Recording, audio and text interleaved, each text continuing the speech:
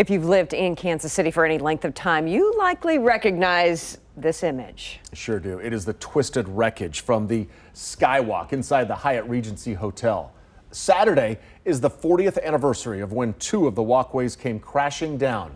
114 people were killed. Tonight, KCTV5's Nathan Vickers talks to a survivor and to others who broke the tragic news to the world.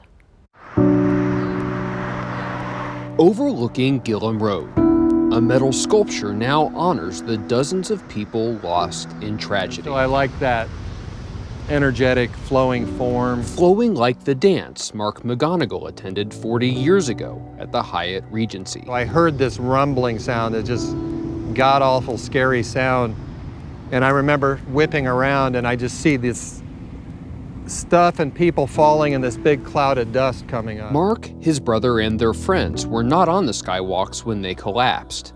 But in the moments that followed, they witnessed hundreds of people trapped, crushed. It was just like devastating shock. He recognized a man he had seen earlier in the evening, a man he knew would not survive. I see him under all this rubble and he is literally being squashed to death. But his hand is sticking out and it's moving around, and so there's broken glass and blood, and I just kind of felt like I just went to him, I knelt down next to him, I grabbed his hand, and I told him, I'm gonna pray with you, and I started praying the Our Father. It would take first responders hours to reach many of the people inside. This was Kansas City's version of the sinking of the Titanic. Barney McCoy was the first KCTV5 reporter to arrive at the scene. Appears to be a very, very grim situation. 25 years old at the time. There was nothing that could have prepared myself or anybody else for that matter that night to what had actually taken place at the Hyatt Regency. He and photojournalist John Tigert worked to gather crucial information for the public. People have a right to know just how that happened, why it happened, what went wrong. Through his lens, we can only glimpse the trauma of what the city felt in the months that followed. Everybody seemed to know somebody who was there, somebody who was a victim, somebody who was one of the rescue workers who came in to try and do all they could to rescue people and treat them, and ultimately to recover the dead. The only thing I could do in a situation like that is to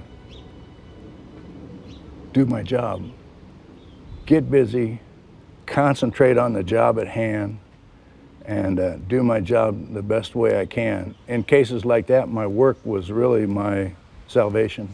Investigators would later discover negligent oversights in the construction of the skywalks, leading to regulatory reforms aimed at preventing another tragedy. Don't think that because something goes wrong of this magnitude at any given time that it won't happen again if we're not really being cautious. McGonigle now works as a therapist in Brookside, helping clients through the trauma in their lives. It defines the nature of a community when we actually pay attention to these stories. A few years ago, McGonigle started wondering about that man who spent those final moments with him. He began a journey to find a name. Robert Jonas. With help from journalists, he found the man's widow to let her know her husband hadn't died alone. It really helped me know that I was there in a real way, that I really connected with somebody in a real way. To him, the Hyatt is a story of humanity, its failures,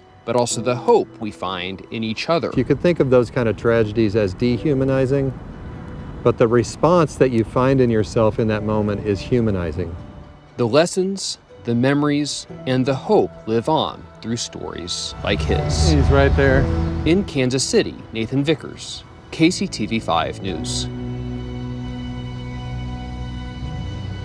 So honored to hear his story. Powerful. Very powerful, not dehumanizing at all. The Skywalk Memorial is located at East 22nd and Gillum Road, near what is now the Sheraton Kansas City Hotel there at Crown Center. That memorial was dedicated back in 2015. It took organizers 10 years to raise the money to build it.